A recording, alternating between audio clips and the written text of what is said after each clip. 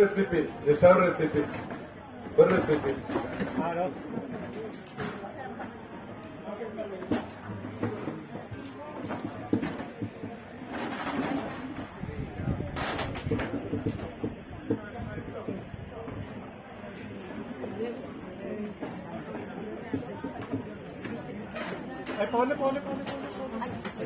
എല്ലാ കറികളായ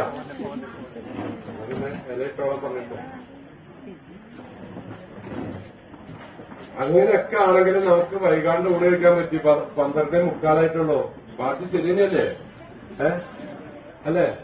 നമ്മൾ ഇന്ന് വന്നിട്ട് ഒരു ക്ലാസ് കഴിഞ്ഞ് പാചകം ചെയ്ത് ഭക്ഷണം ഉണ്ടാക്കി പാചകം ചെയ്തിട്ടാണ് നമ്മൾ ഉണ്ണുന്നത് ഇപ്പോ. എന്നിട്ടും 12:45 നമ്മളെ ഭക്ഷണത്തിന്റെ എല്ലാ പണിയും കഴിഞ്ഞിരിക്കുന്നു. ഞാൻ രാവിലെ പറഞ്ഞല്ലോ നമ്മൾ അടുക്കള ഇവിടെ തന്നെയാണെന്ന്. ഇവിടെ നമ്മൾ ഭക്ഷണം പാചകം ചെയ്തപ്പോൾ ഒരാൾക്കും കണ്ണെരിഞ്ഞതോ ചുമയോ തുമ്മലോ അല്ലെങ്കിൽ അസ്വസ്ഥതകളോ ഉണ്ടായില്ല. പകരം വീട്ടിലാണ് ഉണ്ടാക്കുന്നതെങ്കിലോ അതിന് പരിസരം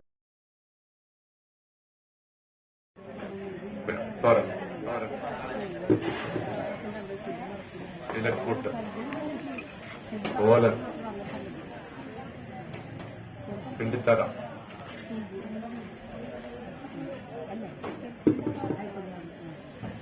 ഒരാളും കൂടി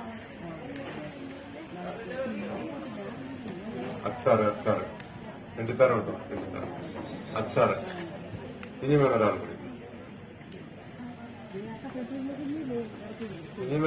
കഴിച്ചാ ഇന്നൊന്നും കഴിക്കും. പച്ചടി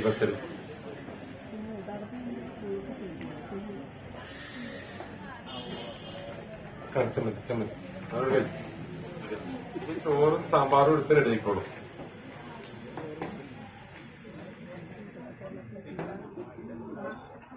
എന്ത് വൃത്തിയായിട്ടാണ് നമ്മുടെ സദ്യ നടക്കുന്നത്. ഒരു ബഹളവും ഇല്ല. ആളുകൾ അങ്ങനെ കൃത്യമായിട്ട് പഴയ രീതിയിൽ പണ്ടൊക്കെ ഇപ്പോഴൊക്കെ സദ്യ എന്ന് പറഞ്ഞാൽ പിന്നീട് ആൾക്കാർ വന്ന് നിൽക്കുകയും ബഹളം ഉണ്ടാക്കുകയൊക്കെ ചെയ്യും. പണ്ട് എന്താ വെച്ചാൽ കല്യാണ വീട്ടിലൊക്കെ ഇങ്ങനെ കാത്തിരിക്കും അടുത്ത ഒരു പകുതി ഒഴിവാകാൻ വേണ്ടിയിട്ട്. അതേമാതിരി നമ്മളെ ആളുകൾ ഓരോ ട്രിപ്പും കണ്ടിട്ട് കാത്തിരുന്ന് വളരെ ശാന്തമായി വന്നിട്ടാണ് ഭക്ഷണം കഴിക്കുന്നത്. ആദ്യം കഴിക്കുന്ന ആളുകളെ മറ്റൊരു പിന്നിൽ വന്ന് ബുദ്ധിമുട്ടിക്കുകയോ അല്ലെങ്കിൽ കസേരയുടെ പിന്നിൽ കാത്തിരിക്കുകയോ ചെയ്യുന്നില്ല. ചോറും സാമ്പാറും കൊണ്ടുള്ളൂട്ടാ. സദ്യ ഒരുക്കല് മാത്രമായിരുന്നില്ല നമ്മളുടെ വിജയം. നമ്മളുടെ ഭക്ഷണം പോലും നമുക്കൊരു വിജയം, ഭക്ഷണം കഴിക്കുന്നത് പോലും നമുക്കൊരു വലിയ വിജയമാണ് ഉണ്ടായിട്ടുള്ളത്. സാധാരണ സദ്യയുടെ അച്ചടക്കം നാട്ടിൽ പോയിട്ടുണ്ട്. ഭക്ഷണം കഴിക്കുന്നിടത്ത് നേരത്തെ അജിസാറ് പറഞ്ഞമായിരിക്കും ഒരു ആക്രാന്തം, ആകെ കിടന്നൊരു ബഹളമാണ്.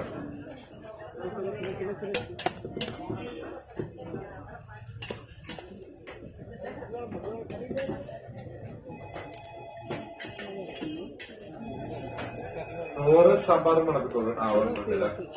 സാമ്പാറും വേഗമായിക്കോട്ടെ, സ്പീഡ് കുടിക്കോട്ടെ. ഇല്ല